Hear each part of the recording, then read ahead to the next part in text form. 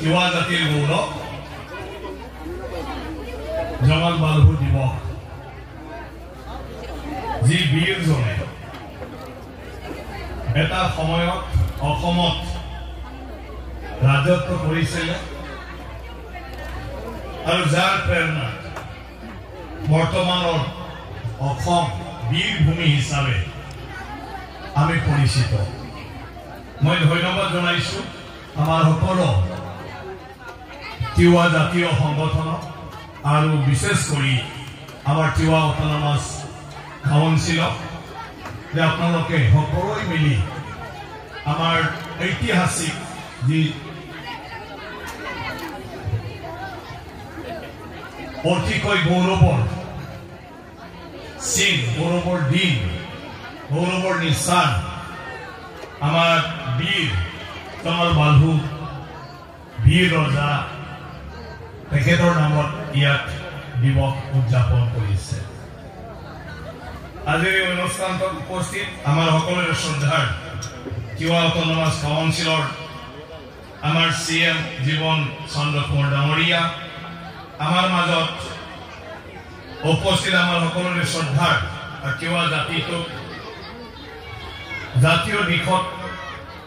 সদায় দায়িত্ব লৈ কাম কৰি অহা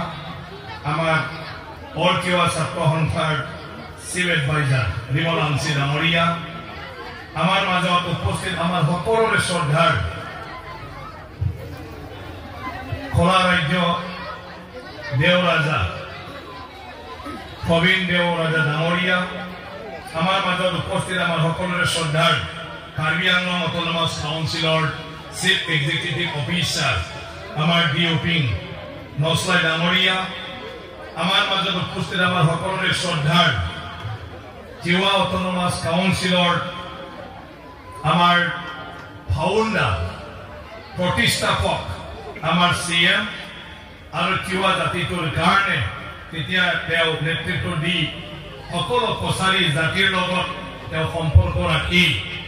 কাম কৰি আহি আছিল আজি আমাৰ মাজত আছে নাৰায়ণ কুমাৰ নাদু কাকতি ডাঙৰীয়া আমাৰ মাজত উপস্থিত আমাৰ নগাঁও গাৰ্লছ কলেজৰ প্ৰিন্সিপাল ডক্টৰ অমিয় পাথৰ ডাঙৰীয়া আমাৰ মাজত উপস্থিত আমাৰ তিৱা সাহিত্য সভা নগাঁৱৰ সভাপতি বীৰেন লালুং ডাঙৰীয়া আমাৰ তিৱা অটোনমাস কাউন্সিলৰ চেয়াৰমেন মদন বৰদলৈ ডাঙৰীয়া আমাৰ তিৱা অটোনমাস কাউন্সিলৰ EM সুৰুজ কুমাৰ ডাঙৰীয়া খগেন বৰদলৈ ডাঙৰীয়া আমাৰ মাজত উপস্থিত আমাৰ তিৱা কাউন্সিলৰ সদস্য শ্ৰী দুলাল চন্দ্ৰ ব্ৰহ্ম ডাঙৰীয়া আমাৰ ৰহা মিউনিচিপালিটি বৰ্ডৰ চেয়াৰমেন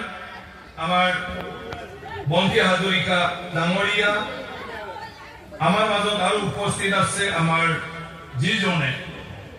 ইয়াত দায়িত্ব লৈ পালে কাম কৰি আছে যাৰ কাৰণে আমি সবে ইয়াত ধুনীয়াকৈ বহিছো চাইছো আমাৰ EM প্ৰণৱজ্যোতি মৰ্চন ডাঙৰীয়া মই পাহৰি আছো মোৰ লগত আমাৰ বিধায়কে আছে ইয়াত লিখা বিধায়ক অলপ আগত মানে কি কয় পিছত আহিলে কিন্তু আগতে কৈ পালে বহি থাকিলে আমাৰ শশীকান্ত দাস ডাঙৰীয়া আমাৰ সকলোৰে শ্ৰদ্ধা আৰু আপোনালোকৰ সকলোৰে মৰমৰ আপোন আৰু ইয়াত উপস্থিত আমাৰ বিশিষ্ট ব্যক্তিসকল বিভিন্ন অঞ্চলৰ পৰা অহা মোৰ শ্ৰদ্ধাৰ ৰাইজ যে আজি ভালে লাগিছে ইয়াত আমাৰ তিৱাসকলৰ বা লালুসকলৰ ৰজা বীৰৰ নামত আজি ইয়াত উৎসৱ পালন কৰিছে ইতিহাস আমি পাহৰিব নালাগে ইতিহাসৰ প্ৰত্যেকটা ঘটনাবিলাকক আমি পাহৰিব নালাগে ঐতিহাসিক বীৰসকলক যিসকলে আমাৰ ৰাজ্যখন গঠন কৰিছিল আমাৰ ৰাজ্যখন পৰিচালনা কৰিছিল এই ৰাজ্যখনৰ এটা ব্যৱস্থা স্থাপন কৰিছিল তেনেকুৱা ব্যক্তিসকলক আমি সদায়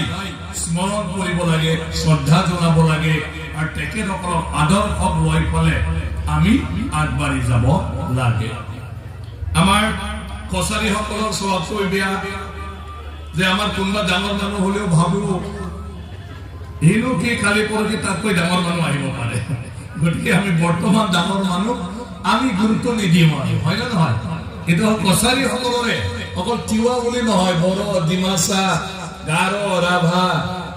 যিমান আছে কছাৰী এই কছাৰী বিলাকৰ সদায় ৰজা বীৰ দেখিলেও তাতকৈও বীৰ আহিব পাৰে গতিকে তাক কি মনত ৰাখিবি কি লিখি থাকিবি কেতিয়াও কছাৰী সকলে ৰেকৰ্ড নকৰিলে বুৰঞ্জী নিলিখিলে বুজি পালে না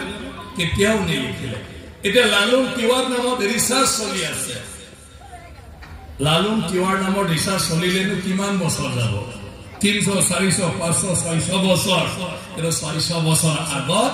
সকলোকে কছাৰী বুলি কোৱা হৈছিল ইমান আমাৰ মানে লালুং আছে ডিমাচা আছে সোণোৱাল আছে ঠেঙাল আছে আপোনাৰ দেউৰী আছে ৰাভা আছে গাৰো আছে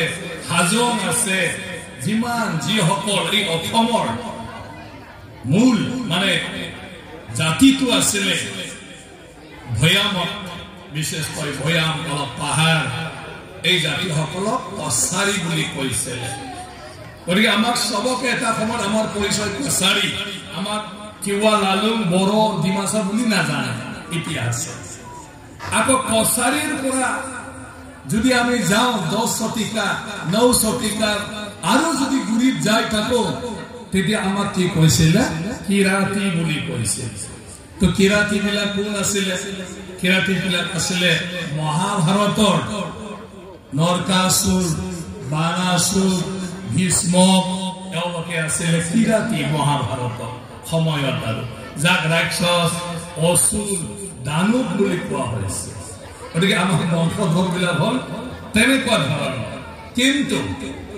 গণ্ডগোলটো ক'ত লাগিল গণ্ডগোলটো আমাৰ কাৰণে লাগিল কি আমি আমাৰ বীৰ পুৰুষসকলক পূৰ্বপুৰুষসকলক আমি গুৰুত্ব নিদিওঁ আমি তেওঁলোকক স্মৰণ নকৰোঁ তেওঁলোকৰ বিষয়ে আমি নিলিখোঁ তেওঁলোকৰ কাম কাজৰ বিষয়ে আমাৰ চৰ্চা নহয় আৰু হিতৰ কাৰণে আমাৰ পৰা হেৰাই গৈছে অসমৰ বুৰঞ্জী বুলি ক'লে আধুনিক সময়ত অকল আহোমসকলে যিটো লিখি থলে আহোমসকলে যিটো ৰেকৰ্ড কৰিলে তাক লৈহে অসমৰ পৰিচয়টো পোৱা যায় বাকি কছাৰীৰ ইতিহাস বিলাক কাল্পনিক কাল্পনিক যেন লাগে কাৰণ লিখা নাই বেলেগেহে লিখিছে এতিয়া আমাৰ আজি ইয়াত আমি উচ্চত মানে পাতি আছো জঙাল বলু ডাঙৰীয়াটো কোনোবা তিৱা মানুহে লিখিছে নেকি তো বেলেগেহে লিখিছে আমাৰ তিৱাৰ পৰাতো কোনেও লিখা নাই বেলেগে লিখাৰ পৰাহে আমি আজি সেইটো লৈ ফলে আজি ৰিচাৰ্চ চলি আছে তো অসমত আমাৰ বুৰঞ্জী লিখা অভ্যাস মহাভাৰতত যদি বেদ ব্যাসে লিখি নথলে হয়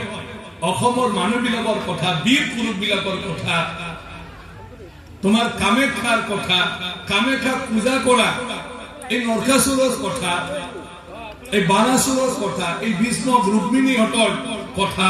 মহাভাৰতত যদি বেদ ব্যাসে লিখিলে হয় অসমখন কি আছিলে কোনেও গম নাপালে হয় ইয়াৰ পিছত আহোমে যদি 1200 শতিকাৰ পৰা আহাৰ পিছত তেওঁলোকৰ কথাবিলাক যদি নিলিখিলে হয় আহোমৰ ৰাজ্য পৰিচালনা কৰাৰ নীতিবিলাক যদি নিলিখিলে হয় আমাৰ অসম বুৰঞ্জীয়ে নাছিলে মহাভাৰত ৰামায়ণটো লিখিছে বাল্মীকিকো আমি ধন্যবাদ দিব লাগিব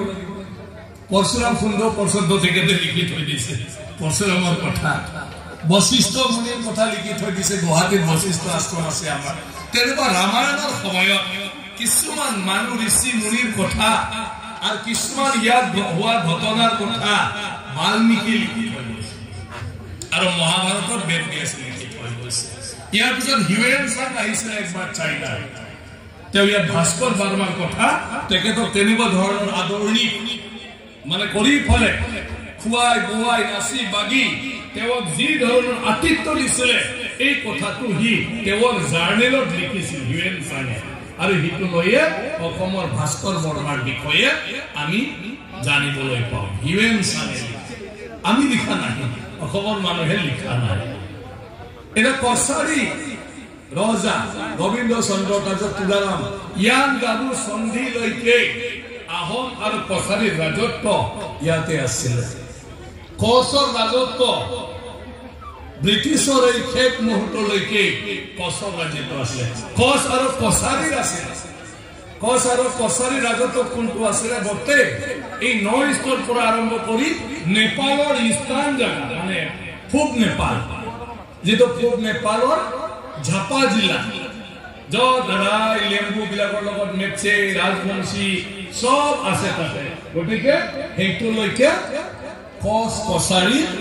ৰাজত্ব আছে ব্ৰিটিছে আহি পেলে সীমাবিলাক টানিলে এইটো ওয়েস্ট বেংগল এইটো নেপাল এইটো ভূটান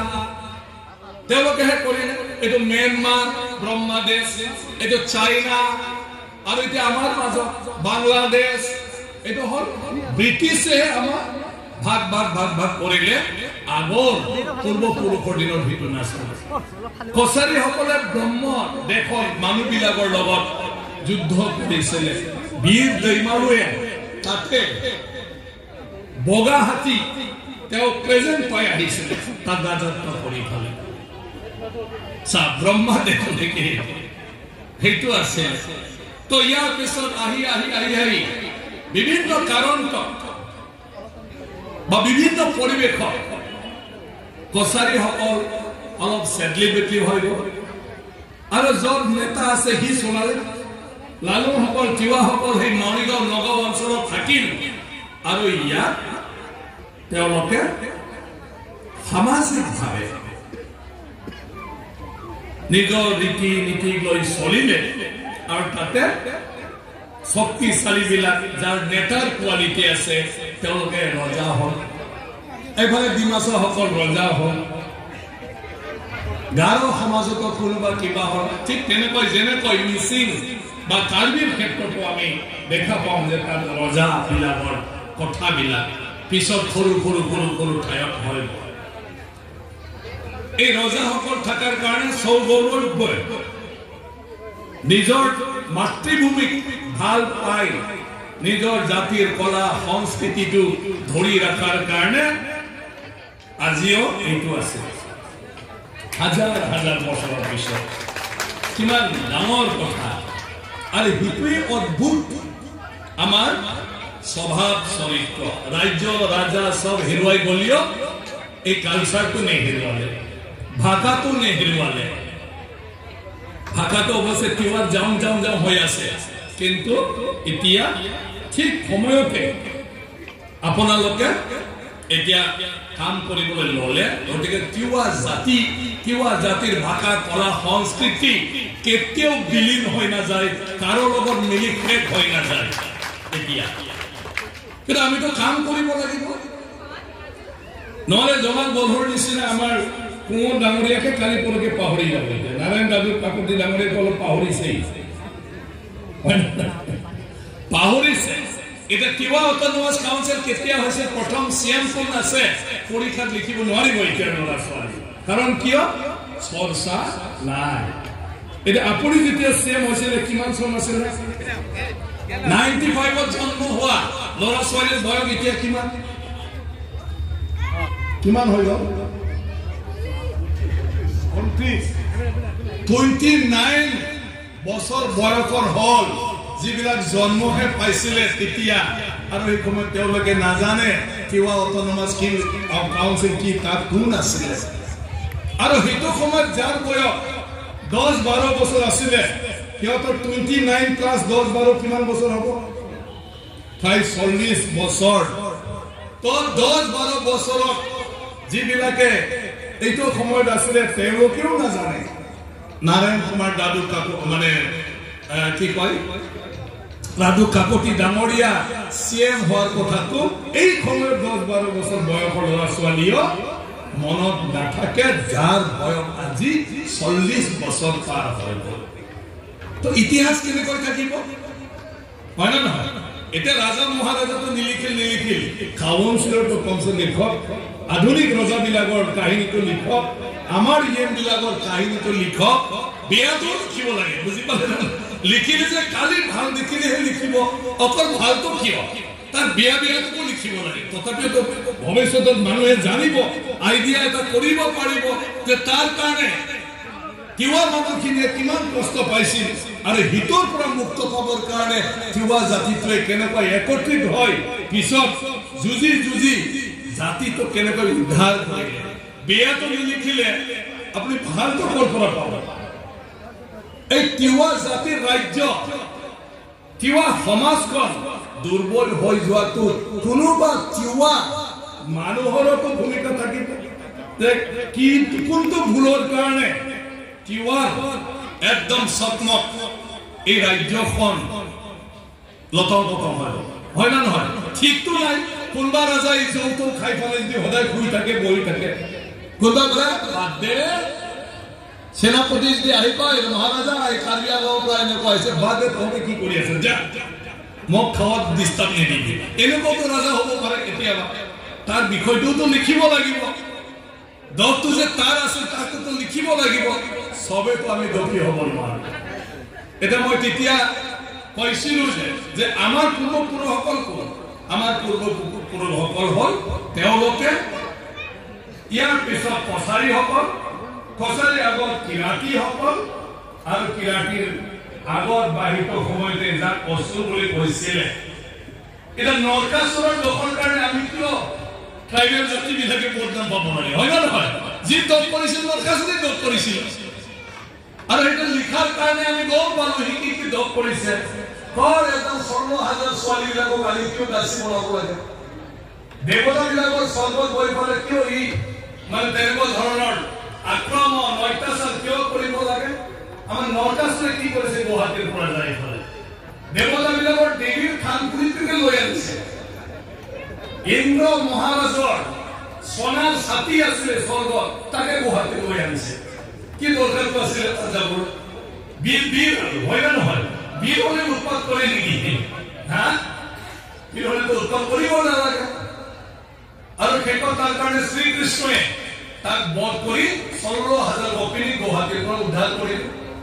হয় না নহয় এটা তাৰ কাহিনী ক'লে আমাৰ অলপ লাজ লাগে অসুৰ আৰু অসুৰৰ বংশবিলাক এই গীতাই বুলি কয় আমাৰ হয় না নহয় অসুৰৰ বংশবিলাক কোন এই কছাৰীসকল কছাৰীসকল কোন এই তিৱাসকলে কছাৰী বড়োসকলতো কছাৰী ডিমাছাসকলতো কছাৰী ৰাভা গাৰো এইবিলাকেতো কছাৰী তাৰ মানে এটা ৰাক্ষস অসুৰ তাৰ মানে কি অত্যাচাৰী কিমান বদনাম ল'ব হয় এতিয়া হয় না নহয় তথাপিও মই কৈ থাকো যে তাৰো ভাল গুণ আছে ইমান ডাঙৰ ৰাক্ষস অসুৰ হলেও নৰকাসুৰে কিন্তু মা দেৱী কামাখ্যা পূজা কৰিছিল সেৱা কৰিছিল আমাক ধৰ্ম এটা দিছিল ঈশ্বৰ কি দেৱী কি আমাক শিকাইছিল আৰু হাজাৰ হাজাৰ বছৰৰ পৰা আজি কামাখ্যা দেৱীক পূজা কৰে আৰু যাৰ লয় গোটেই পৃথিৱীৰ মানুহৰ আজি এটা বিশ্বাস এটা জাগ্ৰত দেৱীৰ মন্দিৰ যদি নৰকাসুৰে নকৰিলে হয় আমি আমাৰ দেৱীক বিচাৰি নাপালো হয় এই জায়গা এটা ভাল গুণ হয় না নহয় এটা ভাল গুণ তো তেনেকুৱা ধৰণৰ আমাৰ কাহিনীবিলাক জনজাতিসকলৰ কাহিনীবিলাক কিন্তু আমি অকল উৎসৱ পালন কৰি নহব লিখিব লাগিব আমি আমাৰ এটা ইতিহাসখন নিলিখে মই ক'লোৱে অট'নমাছ কাউন্সিলখন গঠন হোৱা প্ৰায় 30 বছৰ হৈ গ'ল লাহে লাহে লাহে লাহে আমি পাহৰিব ধৰিছো যে ইয়াৰ ইতিহাস কেনেকৈনো